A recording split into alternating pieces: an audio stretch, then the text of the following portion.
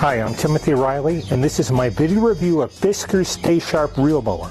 Before we get into details about the mower, well, here are all the components, plus my dog. Now I'm going to put it together and time it and see how long it takes me. Now here's the mower fully assembled.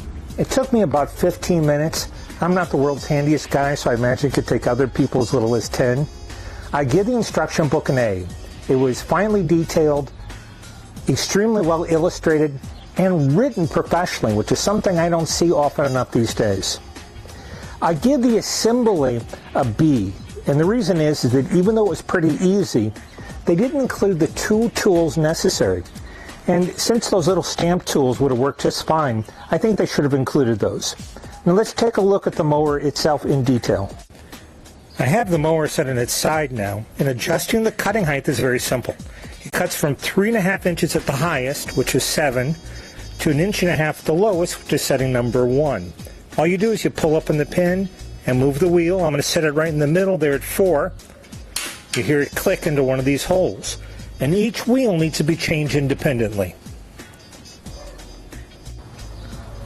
While the mower is still on its side, you'll see that the blade of the reel does not make contact with this bar, unlike other designs, which will keep the blade sharper for a much longer period of time.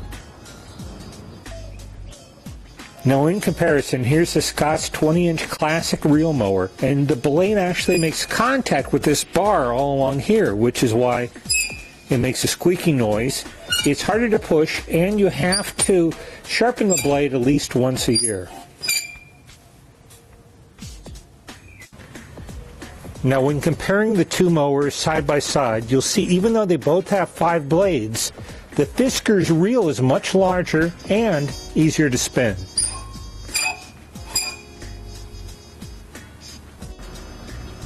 Now for those of you who aren't real familiar with the effects of a rotary mower versus the effects of a reel mower, rotary mowers are a lot like this cleaver. It hits the grass from the side and knocks off their tops.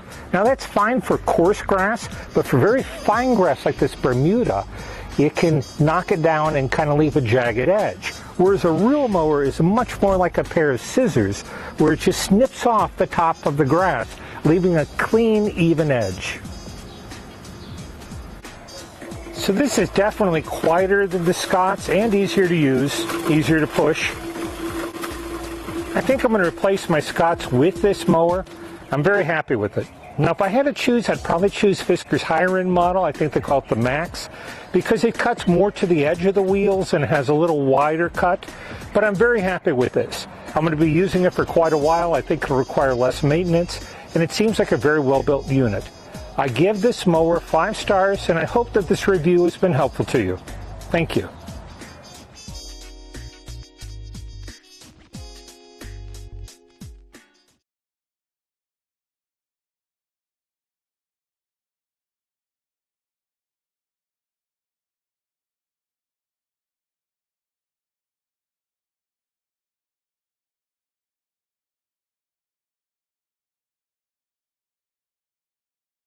Some assembly required, but comes pretty easy to assembly.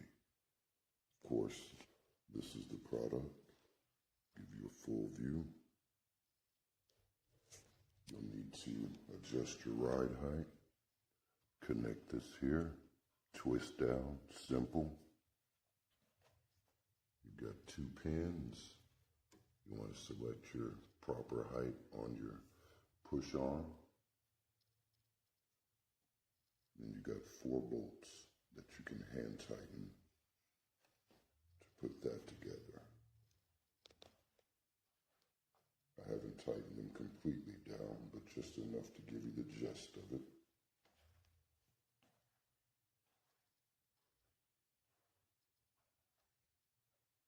And it's ready to go, including some quick start instructions.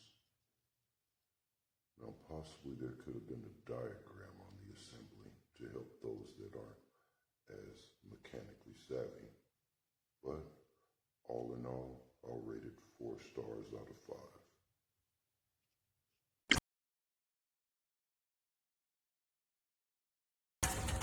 So you get jammed. You ready?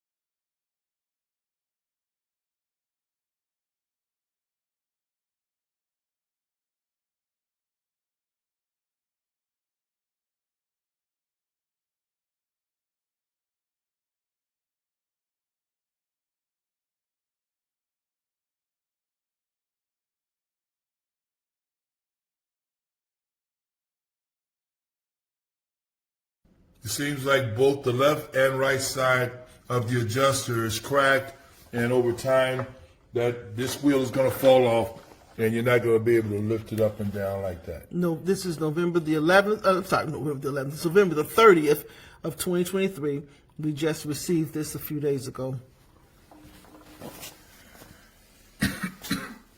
Fiskars.